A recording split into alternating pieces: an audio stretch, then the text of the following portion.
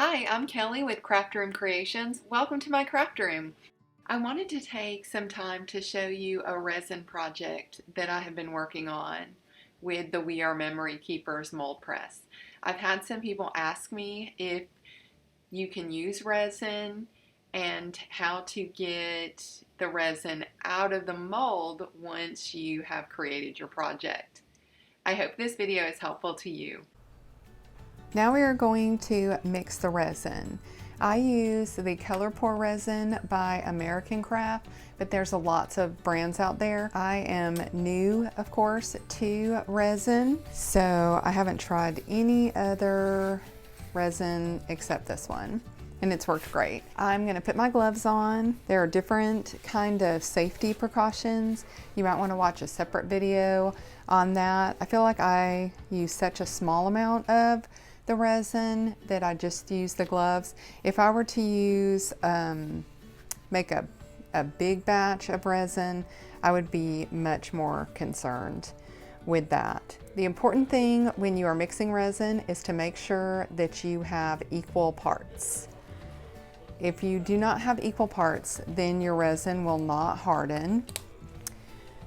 And a lot of times the first time I do something, I kind of mess it up, but this I haven't had any trouble with. So I just put it in little Dixie cups, kind of measure it out by eye. Again, if I were going to do a big project, I would be more concerned, but I'm just going to be doing something small.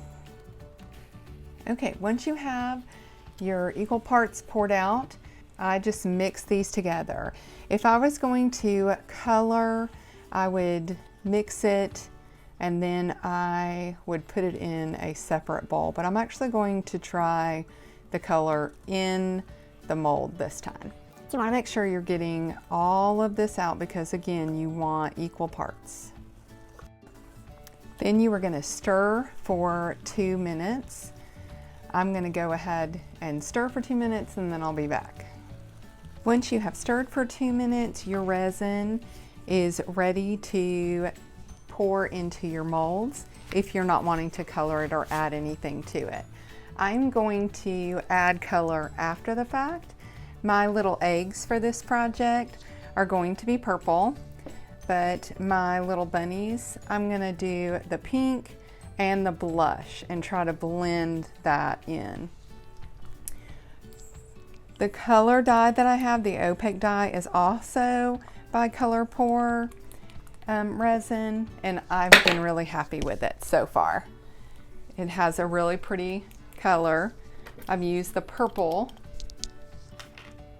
with the little hearts that I made for Valentine. So here's the little hearts, and here's the mold for that.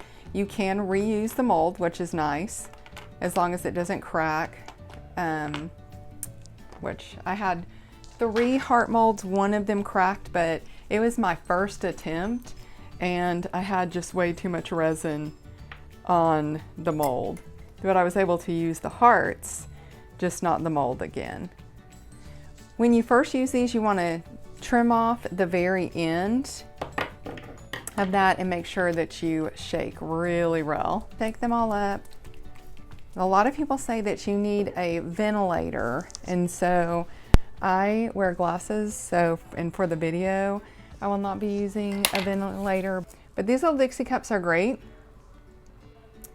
I'm just gonna pour in a little bit of the resin and let it flow into place.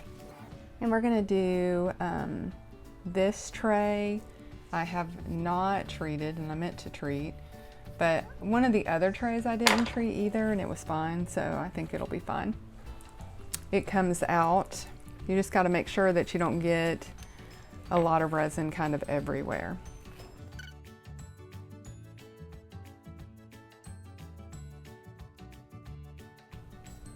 Okay, so this is something I should have done before I put it in. I do think that this makes a difference in getting the resin out of the molds. This is the mold press mold release, and you can buy it separate from the mold press itself, and it works really good. Like I said, I can get them out without this, but I think it's easier to get them out if you use this. And so I give it a pretty liberal amount. I don't want standing water or standing liquid, I guess it's not water, but standing liquid in the mold, but I definitely want to get a good coating around the mold. And then I'm gonna go through and I'm gonna do that with all of my bunnies. I'll do the same process with all of my eggs and wait 24 hours for it to cure and then see how it turns out. Okay guys, so it has been 24 hours and my bunnies and eggs are ready to come out of the tray.